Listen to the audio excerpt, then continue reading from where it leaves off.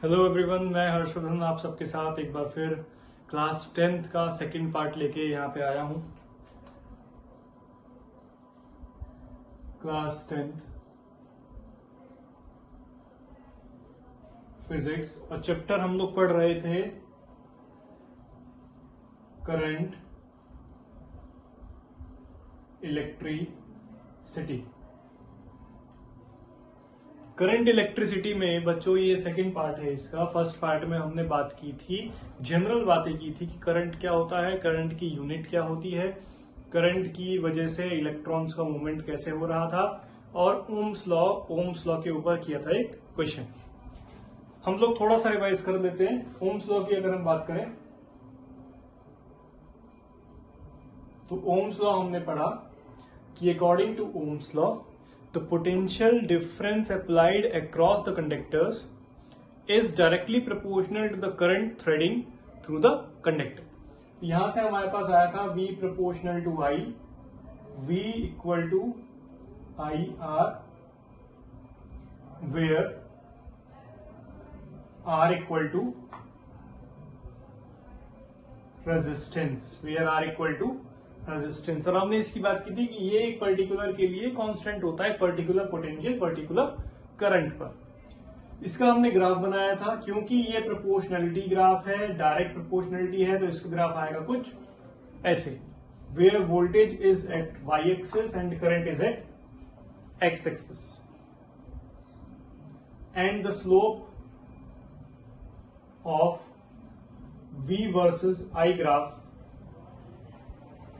Is equal to R। उसका resistance ही क्या होगा, उसका स्लोप कहलाएगा। इतनी बातें हमने कर ली थी।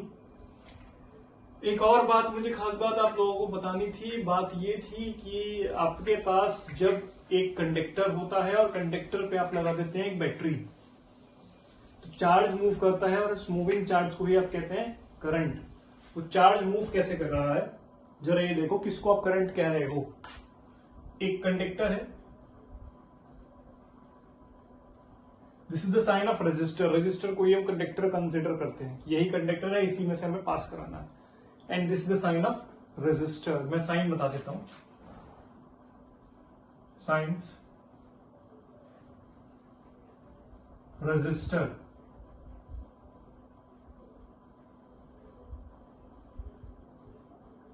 Cell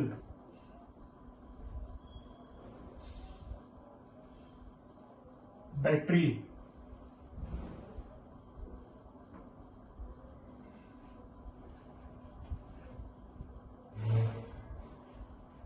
rheostat. रियोस्टेट एक ऐसा कंपोनेंट होता है जो पर्टिकुलर वोल्टेज पर करंट को वेरी कराए, यानी करंट को चेंज कराए। वोल्टेज कांस्टेंट रहेगी, रेजिस्टेंस और करंट वेरिएबल हो जाएंगे, उसको क्या कहते हैं, rheostat. Fifth, voltmeter, voltage measure करेगा।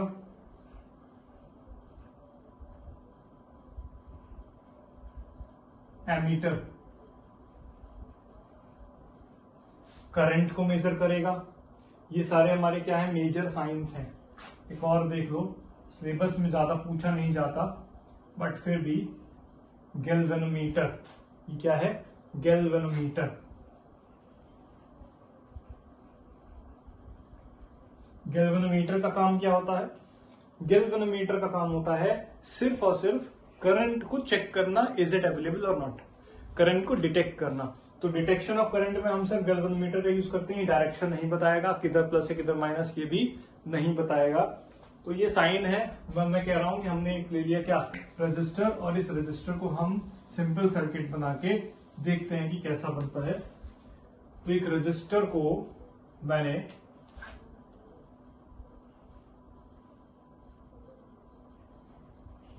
एक बैटरी से कनेक्ट कर दिया विद द हेल्प ऑफ की, माइनस प्लस आर। तो ध्यान देना, ये तो प्लस है, करंट आप लोगों को हमेशा ये बताया गया है कि प्लस से माइनस की साइड जाएगा।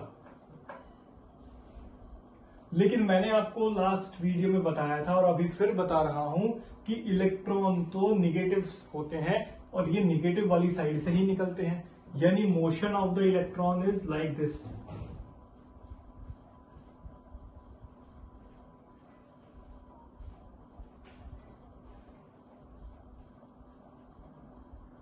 Motion of electron is like this. और ये पॉजिटिव पे आ गए, फ्यूज हो गए यहां के। लेकिन हम कह रहे हैं कि करंट इधर से जाएगा, और हमने ये पढ़ा था कि करंट होता है कि इलेक्ट्रॉन का मोशन डिवाइडेड बाय टाइम। तो इधर से करंट जा रहा है, इधर से इलेक्ट्रॉन जा रहे हैं, तो हमारा करंट भी इधर से जाना चाहिए था। पर कैसे जाना है? ऐसे जा रहा है। क्यों? सवाल कॉम्प्लिकेटेड है, कॉन्ट्राडिक्शन आ गया कि करंट की डायरेक्शन हम अपोजिट क्यों ले रहे हैं।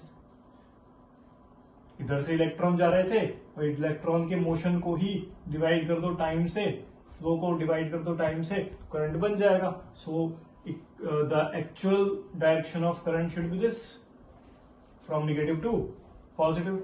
But what we consider the direction of current is from positive to negative. Why so?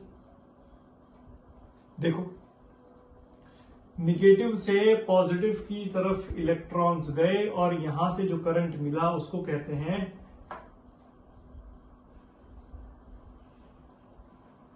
Actual current. असली करंट तो यही था। पॉजिटिव से हमने मान लिया सो दैट कि इसकी डायरेक्शन अगर हम निगेटिव कर देंगे तो charge I equal two electron के पास होता है चार्ज माइनस में। इस चार्ज को हमें पॉजिटिव बनाना है ताकि करंट हमारा पॉजिटिव हो जाए, तो इसकी डायरेक्शन को उल्टा कर दिया, माइनस माइनस पॉजिटिव हो गया। अब पॉजिटिव आ गया हमारा करंट का आंसर, तो इसको हमें उल्टा करना पड़ा। तो इस डायरेक्शन को कहेंगे कन्वेंशनल करंट, यानी जो हम हमेशा करंट मान रहे हैं, क्योंकि हमने उसको मान लिया इसीलिए उसका नाम क्या दिया? कन्वेंशनल। बेसिक करंट क्या था? वो एक्चुअल वाला ही था, उसमें कोई दिक्कत नहीं है। एक्चुअल करंट इतना ही था, लेकिन हम उल्टा ले रहे हैं क्योंकि हमें करंट कैसा लेना है? पॉजिटिव लेना है। इसलिए हमने क्या कर दिया? डायरेक्शन को चेंज कर दिया और आंसर आने लगा हमारे पास कि करंट हमेशा जाएगा पॉजिटिव से लेके निगेटिव की साइड। और नाम क्या दे दिया उसको? कन्वेंशनल करंट, कि हमने मान लिया। 90% फिजिक्स हम मान लेते हैं, 100% तो एक्चुअल होती है और 90% हम मान लेते हैं। आगे बात करेंगे। अब हर कंपोनेंट में, हर रेजिस्टर में एक चीज लग रही थी, V equal to I R equal to V upon I. हो सकता है आपका कंडक्टर, आपका वायर कुछ इस थिकनेस का हो सकता है कि आपका वायर कुछ इस थिकनेस का यहां हो सकता है रेडियस R1 हो, L1 हो सकता है रेडियस R2 हो, लेंथ L2 हो। रेडियस अगर R1 होगी तो एरिया A1 होगा, रेडियस अगर R2 होगी तो एरिया A2 होगा। कैसे पता करेंगे कि किसमें रेजिस्टेंस ज्यादा है, किसमें रेजिस्टेंस कम है, कैसे कैसे रेजिस्टेंस इंक्रीज हो रही है, कैसे रेजिस्टेंस डिक्रीज हो रही है? तो हम कहते हैं कि रेजिस्टेंस है क्या एक्चुअली? रेजिस्टेंस तो वो प्रॉपर्टी है जो करंट को फ्लो होने से रोकती है। तो करंट को फ्लो होने से रोक रही है एक ऐसी प्रॉपर्टी, यानी जितना ज्यादा एरिया होगा उतना ही जो रेजिस्टेंस होगा वो कम होगा, क्योंकि इलेक्ट्रॉन ऐसे फैल गए, स्प्रेड हो गए सब जगह। अब सब जगह अगर स्प्रेड हो गए हैं एरिया, तो एरिया को जैसे जैसे हम बढ़ाएंगे, स्प्रेड ज्यादा होते जाएंगे, तो करंट बहुत जल्दी जल्दी फैलने लगेगा, सब जगह फैलेगा। लेकिन अगर हम एरिया को कॉम्पैक्ट कर देंगे, छोटा कर देंगे, तो लेंथ हम बढ़ाते जा रहे हैं, तो उससे क्या होगा कि जो आपका इलेक्ट्रॉन है वो बहुत कम कम जगह में आ गया, डेंसिटी बहुत ज्यादा होगी इलेक्ट्रॉन्स की। वो जाएंगे तो आपस में टकराएंगे तो टेम्परेचर बढ़ाएंगे, टेम्परेचर बढ़ेगा और टकराएंगे तो अपोजिट जा रहे हैं, तो करंट को डिक्रीज करेंगे। तो देखो, resistance is directly proportional to length. जितना ज्यादा लेंथ होगी उतना ज्यादा क्या होगा, रेजिस्टेंस, उतनी ही दिक्कत होगी करंट को फ्लो होने में। जितना लंबा वायर होगा, जितना लंबा लेंथ होगा उतनी ज्यादा दिक्कत होगी। और जितना एरिया ज्यादा होगा उतना रेजिस्टेंस कम होगा। यानी मोटा वायर यूज करना है, करते भी हैं हम। जनरली आपने देखा होगा घर के बाहर जितने भी ट्रांसफार्मर लगे हुए हैं, 2 इलेक्ट्रिक पोल्स लगे हुए हैं, उनके बीच में वायर है, वो वायर हमेशा थिकनेस ज्यादा होती है, मोर थिक वायर होते हैं, वो थिकर देन ऑर्डिनरी वायर्स। घरों में इतने नहीं होते। घरों में कौन से होते हैं, आप एलईडी लगा दो घर में, छोटी वाली, वो जो दिवाली पे लगाते हैं झालर, उसमें तो उनका एरिया बहुत कम होता है। एरिया बहुत कम है और थोड़ा सा यहाँ करंट फ्लक्चुएट हुआ एकदम वो फ्यूज हो जाएगा। फ्यूज क्यों हो गया, क्योंकि रेजिस्टेंस एकदम से बढ़ गया, एरिया तो हो गया बहुत कम, तो रेजिस्टेंस हो गया बहुत ज्यादा। पकड़ लोगे तो करंट नहीं लगता उसमें, क्यों, क्योंकि रेजिस्टेंस तो बहुत ज्यादा है उसका। तो ये रेजिस्टेंस किस किस पे डिपेंड कर रहा है, एल पे रेजिस्टेंस किस किस पे डिपेंड कर रहा है, एरिया पे रेजिस्टेंस, और किस पे डिपेंड करता है, टेम्परेचर पे। On increasing temperature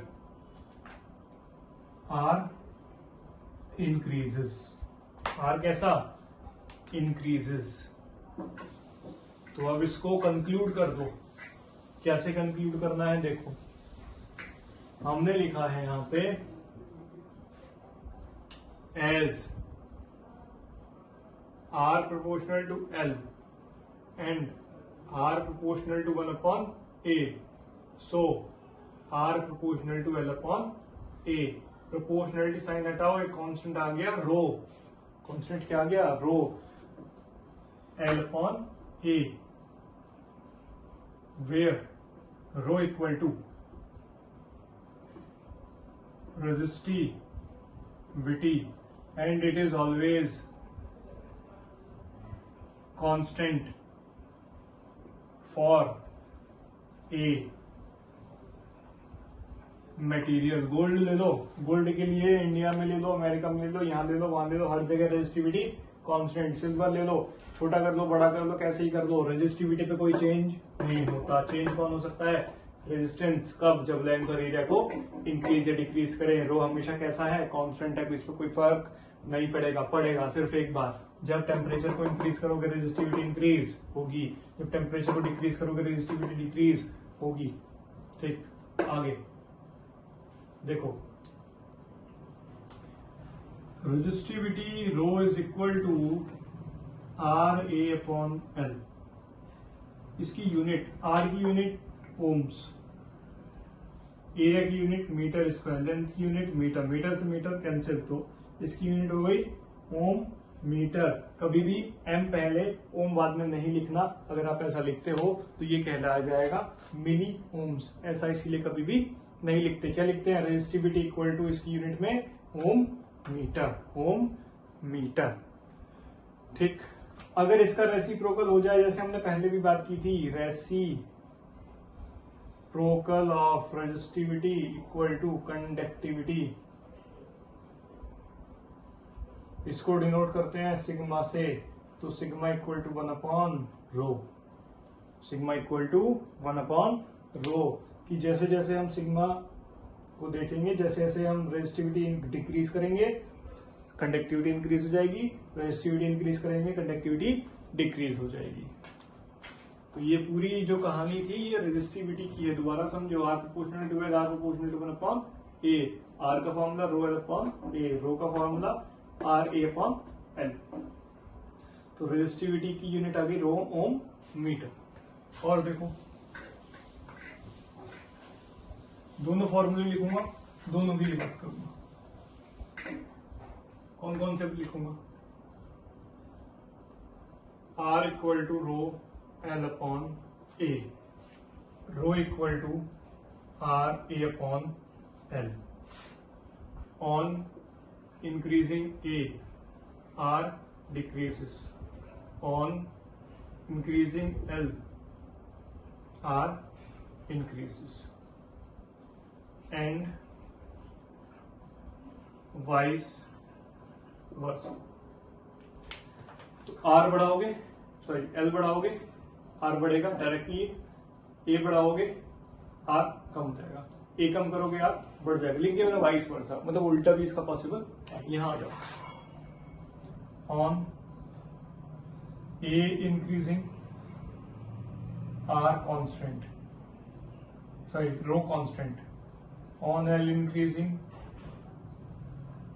row constant, row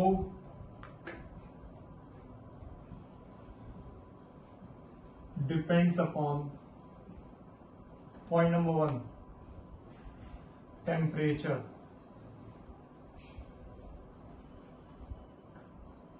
temperature बढ़ाने से रेजिस्टिविटी बढ़ती है, सॉरी रेजिस्टेंस बढ़ता है, रेजिस्टेंस अगर बढ़ रहा है तो रेजिस्टिविटी क्या हो जाएगी, बढ़ जाएगी उसकी।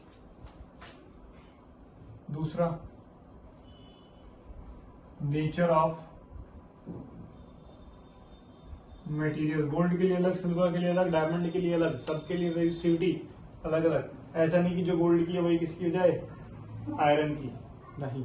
तो नेचर ऑफ द मटेरियल पे डिपेंड कर रहा है, टेम्परेचर पे डिपेंड कर रहा है, बाकी एरिया पे और लेंथ पे डिपेंड नहीं करता। उन दोनों के केस में रेजिस्टिविटी क्या रहती है, कांस्टेंट रहती है। ए की बात हमने कर ली, एल की बात हमने कर ली, और कहा कि जैसे जैसे ये इंक्रीज डिक्रीज हो रहे हैं, आर भी इंक्रीज या डिक्रीज होगा। तो ये रेजिस्टेंस की हमने टोटल बात कर ली। अब रेजिस्टिविटी की थोड़ी सी और कहानी सुनो। For good conductors resistivity should be very low. For insulators,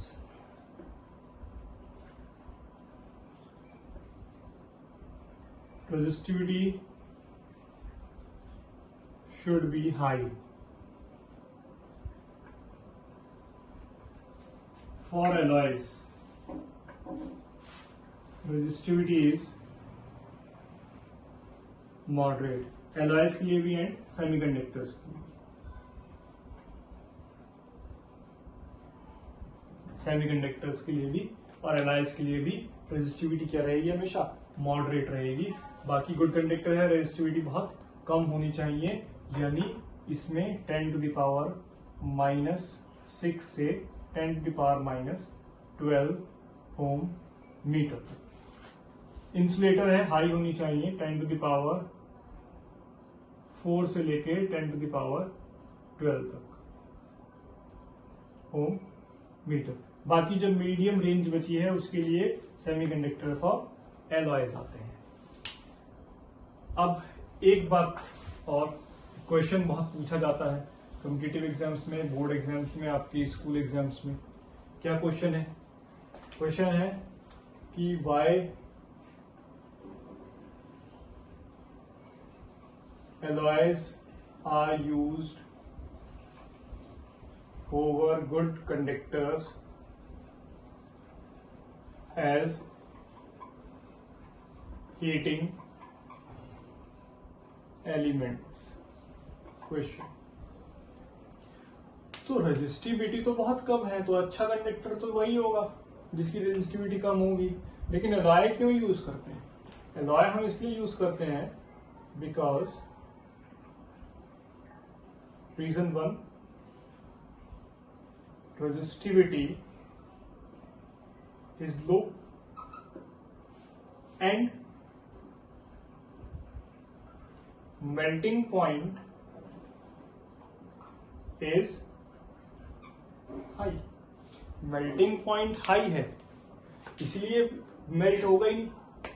resistivity तो दोनों की सेम सी है ना, इसकी बहुत लो है, इसकी मॉडरेट है, 10 to the power 6 तक भी जा सकती है। तो 10 to the power 6 वाला एक कंडक्टर है और एक एलॉय है, किसको चूज करेंगे? एलॉय को। क्यों चूज करेंगे? क्योंकि मेल्टिंग पॉइंट कैसा है उसका, हाई। फॉर एग्जांपल टंगस्टन लेते हैं हम, हीटिंग एलिमेंट, हीटर होता है घरों में सबके, उसमें टंगस्टन यूज होता है। आपके बल्ब होते हैं, बल्ब के अंदर टंगस्टन यूज होता है। इन सब में टंगस्टन क्यों यूज हो रहा है? क्योंकि मेल्टिंग पॉइंट भी क्या है, हाई है। मेल्टिंग पॉइंट हाई होने का मतलब है कि अगर आपने मेल्टिंग पॉइंट हाई किया, उसको 1 घंटा 2 घंटा आपने चलाया, उसमें हीट प्रोड्यूस होगी लेकिन वो मेल्ट नहीं होगा। अभी आप गोल्ड लगा तो मेल्ट हो जाएगा, सिल्वर लगा तो मेल्ट हो जाएगा, कॉपर लगा तो मेल्ट हो जाएगा, एल्यूमिनियम लगा तो मेल्ट हो जाएगा। तो इसलिए ये सब चीजें यूज नहीं। आगे बात कर देते हैं कि हमारे पास ये जो रेजिस्टेंस बनी है, ये रेजिस्टेंस कैसे कैसे हम लगा सकते हैं, कैसे कैसे हम यूज कर सकते हैं। पहले हम बात करेंगे सिंपल सर्किट की। पहले हम बात करेंगे सिंपल सर्किट की।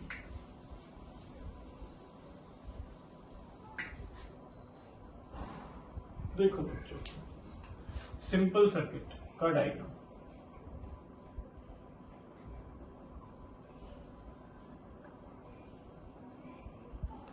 मेरे पास एक तो होगा रेजिस्टेंस, उसको मैंने कनेक्ट कर दिया अपनी बैटरी के साथ,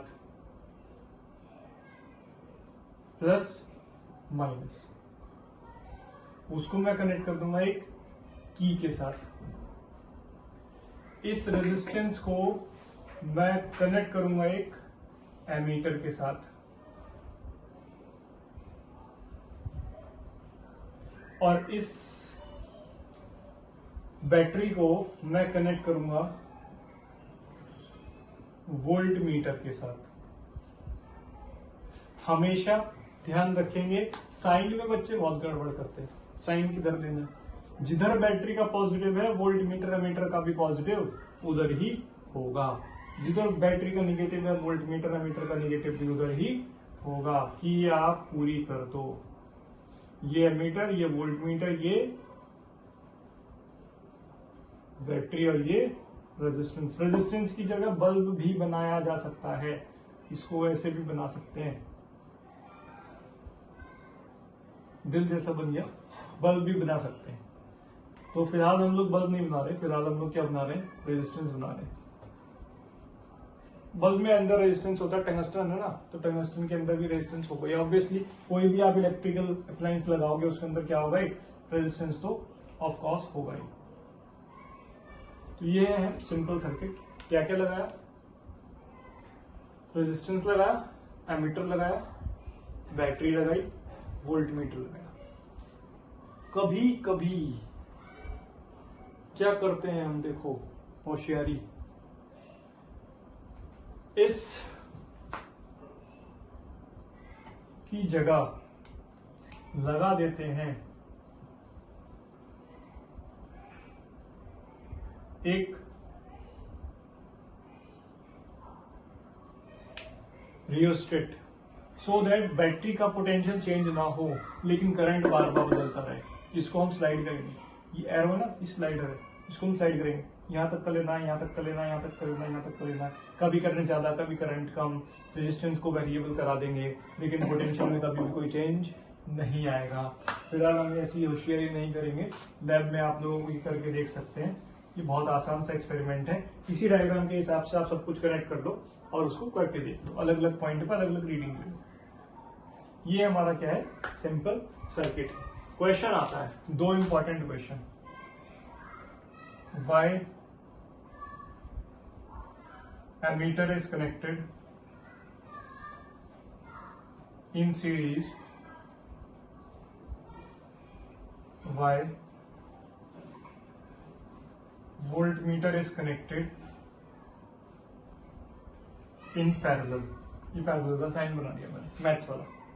ये दो क्वेश्चन बहुत आते हैं स्कूल एग्जाम्स में, बोर्ड एग्जाम्स में, हर जगह कॉम्पिटिटिव में भी पूछ लेंगे, आपसे वाइवा में पूछ सकते हैं लैब के।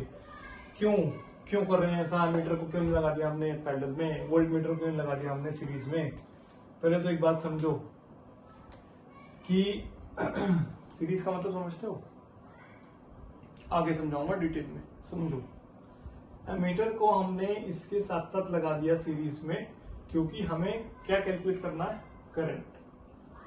क्योंकि हमें क्या कैलकुलेट करना है, करंट, हमें पोटेंशियल कैलकुलेट नहीं करना। जब हम सीरीज में लगाते हैं तो ये एग्जैक्ट करंट कैलकुलेट करके देता है पोटेंशियल डिफरेंस को मिनिमाइज करने के बाद। वोल्ट मीटर को पैरेलल में लगाते हैं क्योंकि हमें करना है पोटेंशियल कैलकुलेट, तो पोटेंशियल को कैलकुलेट करके देता है बाय मिनिमाइजिंग द करंट, ये एग्जैक्ट आंसर होता है। बाय मिनिमाइजिंग द करंट और minimising the voltage we can measure current from the ampere and voltage from the voltmeter. इस बात को हम दोबारा अभी समझेंगे जब इसको और डिटेल में पढ़ेंगे। तो अब हम वही पढ़ते हैं, सीरीज कॉम्बिनेशन और पैरेलल कॉम्बिनेशन। देखो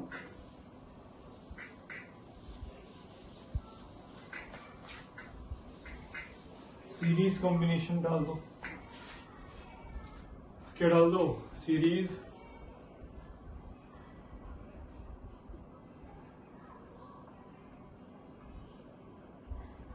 कॉम्बिनेशन। 3 रजिस्टर ले लिए,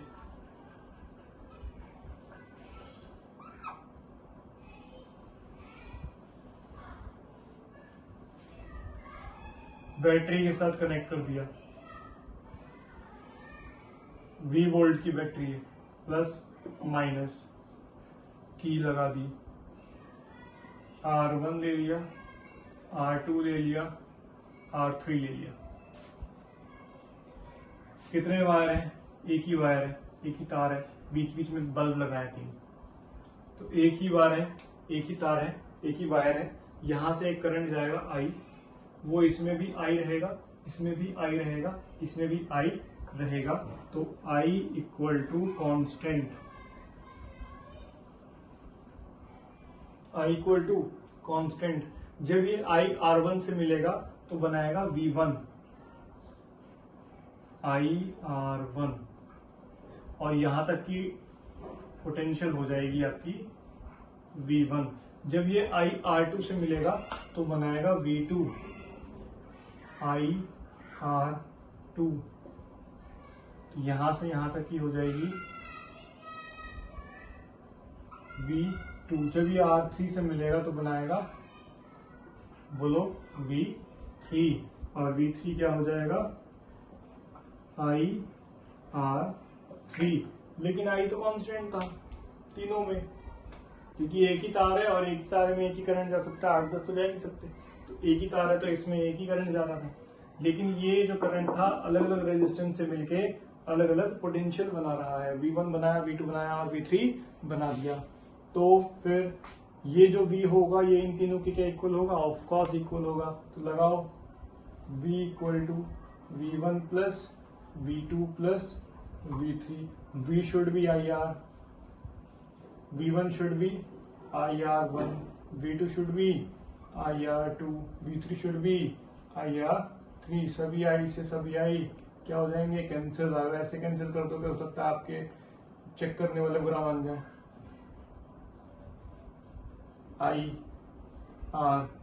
I common, R1 plus R2 plus R3, अब I से I काट दो, R equal to R1 plus R2 plus R3। So the equivalent resistance in series combination is given by direct summing of the resistances, are equivalent equal to sum of all the resistance। इसको और क्या बोलते हैं, इसको बोलते हैं RS, R1 plus R2 plus R3 plus so on. तो ये हमने बात की सीरीज कॉम्बिनेशन की। डिसएडवांटेज क्या है, मान लो ये बल्ब थे सब 8-10 बल्ब लगे हुए हैं सीरीज में, ये वाला बल्ब खराब हो गया, फ्यूज हो गया, तो करंट यहां तक पहुंच रहा था, उसके आगे पहुंच ही नहीं रहा। तो यहाँ इसके आगे नहीं पहुंचेगा तो सर्किट टूट गया। सर्किट अगर ब्रेक हो गया तो ये सारे ही सब फ्यूज हो गए, कोई काम नहीं करेगा। अब आइडेंटिफाई करने में बहुत दिक्कत है। फॉर एग्जाम्पल किसी फंक्शन में जहां बहुत लाइटनिंग की जरूरत है, आपने सारे बल्ब सीरीज में लगा दिए। जब आपने सारे बल्ब सीरीज में लगा दिए, अब कोई सा एक बल्ब खराब हो गया तो उन 100 बल्ब में से अब आपको चेक करना कौन सा एक बल्ब खराब है। अब इसको चेक करने के लिए बहुत टाइम चाहिए आपको, तो इसीलिए हम क्या कहते हैं कि सीरीज का एक ही डिसएडवांटेज है। क्या डिसएडवांटेज है सीरीज का? डिसएडवांटेज ये है कि इसमें जो आपका बल्ब होता है, अगर वो खराब हो जाए, कोई एक अप्लायंस खराब हो जाए, तो आगे के पीछे के सारे अप्लायंसेस क्या हो जाते हैं, खराब हो जाते हैं। उसको फिर हम यूज नहीं करते। एडवांटेज क्या हो सकता है इसका? इसका एडवांटेज होता है, आगे हम बिल्कुल लास्ट में पढ़ेंगे, इसका एडवांटेज होता है इसमें पावर जो होती है, पावर जो होती है इसकी पावर बहुत कम होती है, मिनिमल पावर यूज करता है ये। तो अगर हम सीरीज कॉम्बिनेशन को घर में यूज करें तो दो बातें होंगी। क्या क्या बातें होंगी? पावर बहुत कम हो जाएगी, बिजली का बिल आएगा नहीं, यानी बचत होगी, सेविंग ऑफ इलेक्ट्रिसिटी। और क्या हो रहा है? अगर हम सीरीज कॉम्बिनेशन यूज कर रहे हैं, पावर तो हमारी रिड्यूस हो गई, लेकिन अगर कोई एक अप्लायंस खराब हो गया, पूरे घर में से किसी का भी, मान 10 कमरे हैं, कोई भी एक बल्ब खराब हो गया तो पूरे घर की वायरिंग बदलनी पड़ेगी, यानी एक्सपेंडिचर बहुत ज्यादा हो गया, मेंटेनेंस बहुत ज्यादा होगी। तो ये एक एडवांटेज भी है और एक डिसएडवांटेज भी इसका अवेलेबल होता है। अब हम बात कर लेंगे किसकी? पैरेलल कॉम्बिनेशन की। जैसे जैसे ये सब होता जा रहा है, आप लोग बीच में पॉज करके इसका स्क्रीनशॉट ले लिया करो। ऐसा ना हो कि कोई टॉपिक आप लोग पढ़ रहे हो और आपके पास वो अवेलेबल है ही नहीं। लेकिन YouTube का तो फायदा ही है कि आप जब चाहो तब यहाँ पे क्लिक किया और आपके पास वीडियो आ गई और आपने इसको पढ़ लिया। तो देखो पैरेलल कॉम्बिनेशन,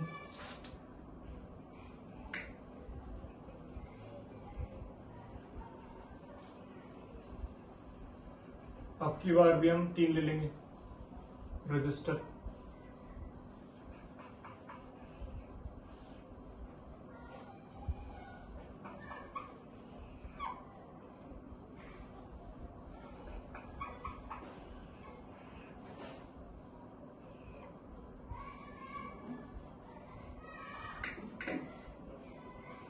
बैटरी की माइनस प्लस कितने वायर? 3। कितने वायर? 3। करंट कितना? 1। यहां से जाना शुरू किया। इस पॉइंट का नाम ए, इस पॉइंट का नाम बी।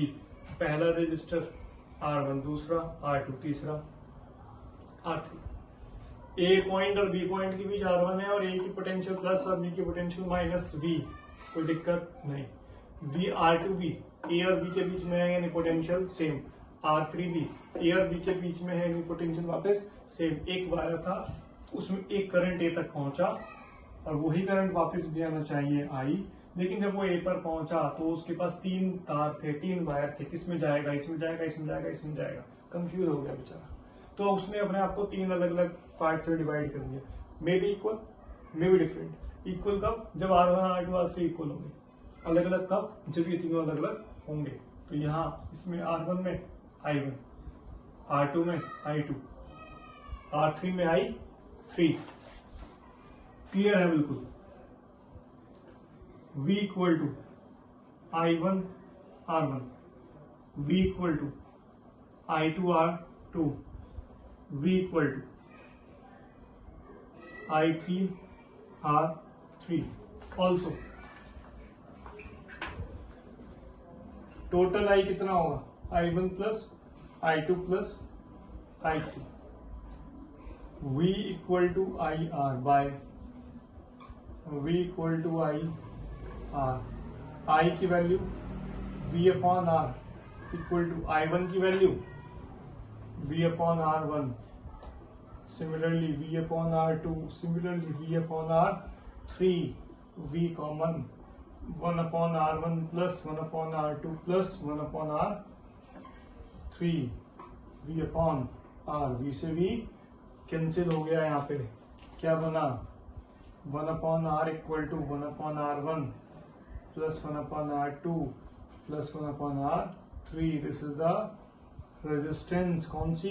इक्विवेलेंट।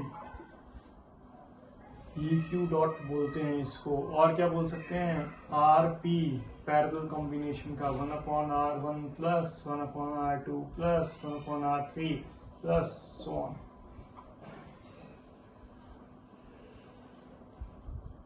डिसएडवांटेज, पावर बहुत ज्यादा यूज करता है, पावर बहुत ज्यादा यूज करता है। आपके घर में यही वाली लगी होती है। एडवांटेज क्या है कि घर में यूज होता है, डिसएडवांटेज क्या है? वो भी है कि घर में यूज कर रहे हैं। क्यों कर रहे हैं? क्योंकि एक बल्ब खराब हुआ, कोई दिक्कत नहीं, बाकी सब चल रहे हैं। बट डिसएडवांटेज, इतना ज्यादा पावर दे लेगा कि आपका बिजली का बिल बहुत ज्यादा आ रहा है। इसी वजह से तो आपका बिजली का बिल आता है। सीरीज में लगा तो क्या आएगा ही नहीं, पैरेलल में लगाओगे तो आ रहा है। आता ही है। तो पैरेलल का एडवांटेज ये है कि कोई भी एक दिक्कत करेगा, कोई भी एक में परेशानी होगी तो कोई दिक्कत फिलहाल पूरे सर्किट को नहीं होगी, वही एक फ्यूज होगा। R1 में प्रॉब्लम है तो R1 में ही है, R2 एज इट इज रहेगा, R3 एज इट इज रहेगा, इनमें कोई दिक्कत नहीं आएगी। दो फॉर्मूले बने, एक सीरीज का बना और एक पैरेलल का बना। इसको समराइज कर देते हैं। समराइज देखो,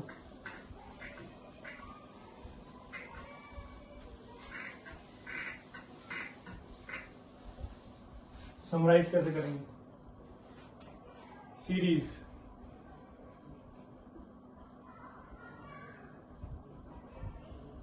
circuit, parallel circuit.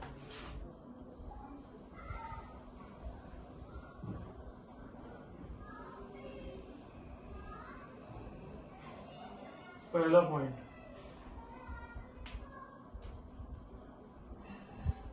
Voltage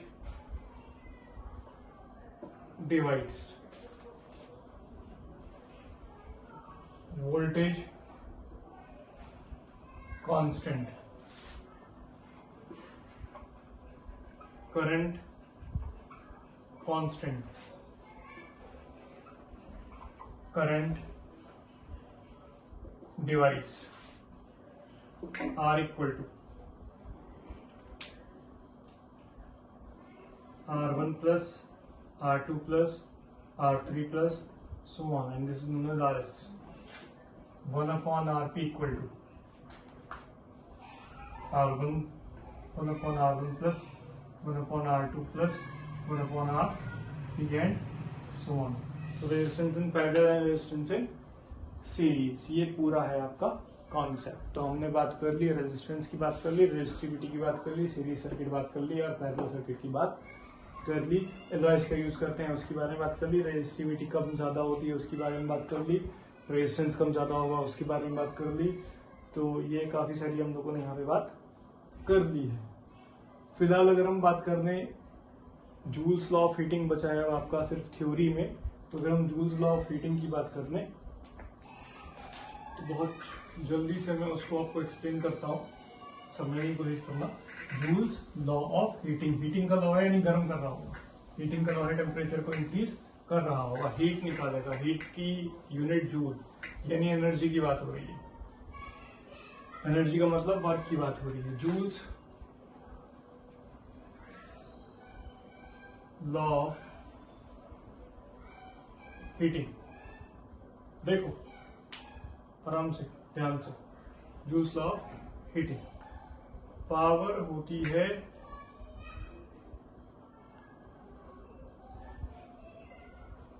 work upon time, work था potential into Q upon time, power बन गया V और Q अपॉन T बन गया I, तो पावर बन गई VI।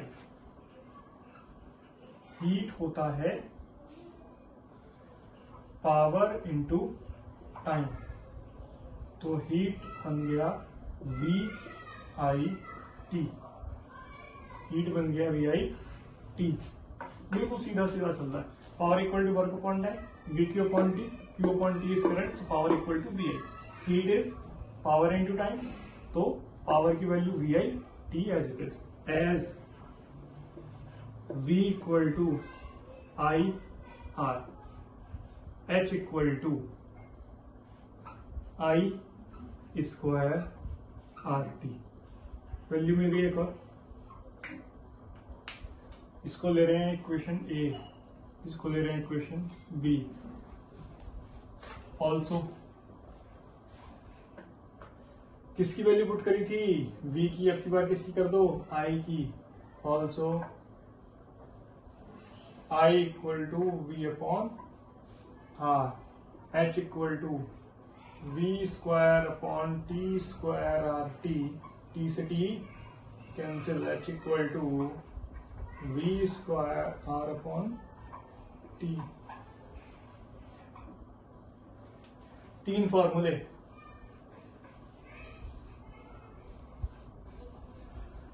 जब सर्किट का समझ में ना आए कौन सा है, सीरीज है, पैरेलल है, क्या है, डायरेक्ट बात कर रहा है, तो कौन सा लगा दो, ये H equal to V I T लगा दो, H equal to V I T लगा दो। जब पता लग रहा हो कि सीरीज सर्किट है, तो सीरीज में तो करंट होता है constant, H equal to I square R T लगा दो। जब पैरेलल सर्किट है, पैरेलल में कांस्टेंट होता है पोटेंशियल, तो पैरेलल वाले केस में H equal to V square R upon T लगा दो। 3 तरह के सर्किट, 3 तरह के फॉर्मूले। VIT सभी सर्किट्स के लिए वैलिड है, चाहे वो पैरेलल हो, सीरीज हो, कैसा भी हो, सबका इक्विवेलेंट रेजिस्टेंस निकाल के अगर ये लगाओगे तो कोई दिक्कत नहीं आएगी।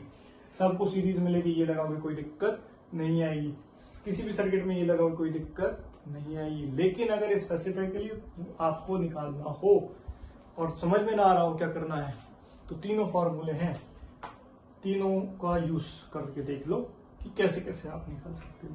पैरेलल में निकालना है तो V कांस्टेंट, सीरीज में निकालना है I कांस्टेंट, और नॉर्मल सर्किट है तो ये तो कांस्टेंट है। Similarly power equal to VI, times multiply होती जाएगी, power equal to VI, similarly I square R, similarly V square R. तो इतना ही हम करना है, ज्यादा कर देंगे कि V इंटू आई है पावर में, तो पावर के भी 3 फॉर्मूले बने, VI, I square R, V square R. तो ठीक है, यहां तक हम लोगों ने इस चीज को देख लिया कि हम लोग क्या कर रहे हैं और क्या नहीं कर रहे। अब 1 मिनट, यहाँ कुछ गड़बड़ हो रही है।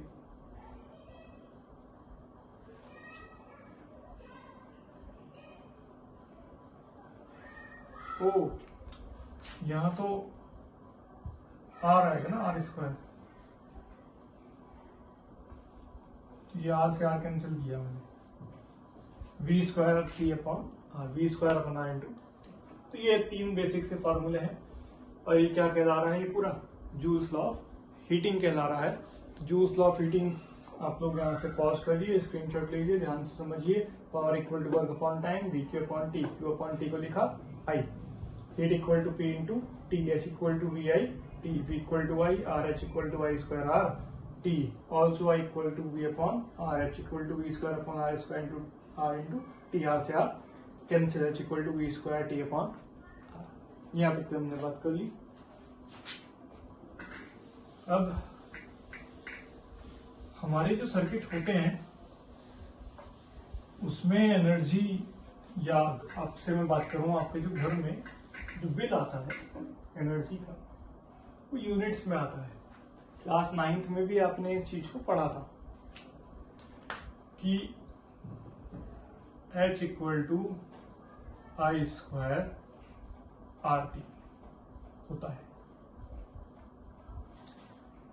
यूनिट जूल्स में होती है फॉर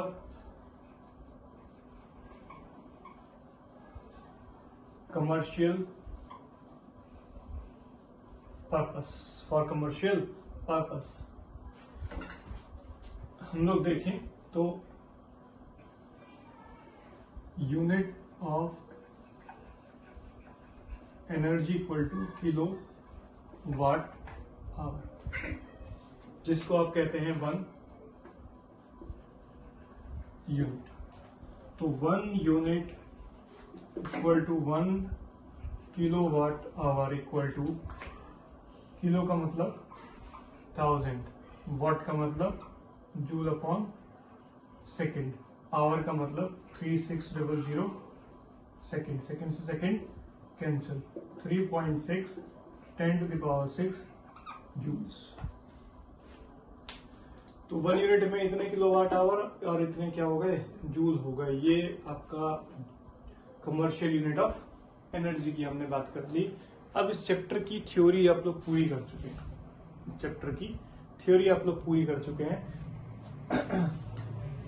हम लोग एक वीडियो में बात करेंगे, नेक्स्ट वीडियो में लेके आऊंगा क्लास 10th के लिए, और उस वीडियो में मैं इस चैप्टर के न्यूमेरिकल्स की बात करूंगा। देखो ध्यान से, आपका 10th क्लास के सिलेबस का करंट इलेक्ट्रिसिटी में न्यूमेरिकल आपको करने हैं, इसके बाद नेक्स्ट चैप्टर आएगा, उसमें आपको न्यूमेरिकल नहीं करने।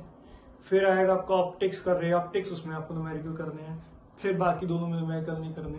यानी क्लास 10th में सीबीएसई में बात करें तो सिर्फ 2 चैप्टर के न्यूमेरिकल होते हैं। पहले तो ये करंट इलेक्ट्रिसिटी के, दूसरे लाइट के। उसके बाद 3 चैप्टर बचे हैं 5 में से, उन तीनों में न्यूमेरिकल नहीं होते। तो एक वीडियो हम लोग डिस्कस करेंगे और उसमें सिर्फ न्यूमेरिकल्स की बात करेंगे। एनसीईआरटी के बेसिक न्यूमेरिकल ले लेंगे, क्योंकि एनसीईआरटी के बाहर का नहीं आएगा। कुछ न्यूमेरिकल मैं एक्स्ट्रा उसमें डाल दूंगा, जिससे पावर वाले, क्योंकि पावर वाले वहां पे इतने गिवन नहीं है। बाकी अगर आपको कोई क्वेरी है, मैं नीचे अपना नंबर दूंगा, उस नंबर पे आप फोन कर सकते हैं। कहीं से अगर आपको नोट्स अरेंज करने हैं तो किसी न किसी तरह आपको नोट्स अरेंज भी करा दिए जा सकते हैं। तो आप लोग बात करेंगे तो हो सकता है कुछ और प्रोडक्शन आपके लिए किया जा सके। बाकी इस वीडियो को 10th क्लास के स्टूडेंट्स तक शेयर करिए। अगर आपने चैनल सब्सक्राइब नहीं किया तो चैनल को सब्सक्राइब करिए, ताकि आपके पास क्लास 10th, 11th, 12th का कंप्लीट सिलेबस आपको मिल सके। और जितने भी स्टूडेंट 10th क्लास के या 9th क्लास के हैं, उन सब तक ये वीडियो आप लोग पहुंचा दीजिए। तो नेक्स्ट वीडियो में हम बात करेंगे इसके न्यूमेरिकल्स की। तब तक फिर लॉकडाउन की स्टेट है, घर पर रहिए, तैयारी कीजिए घर पर रह के। Stay fit and stay healthy. Thank you.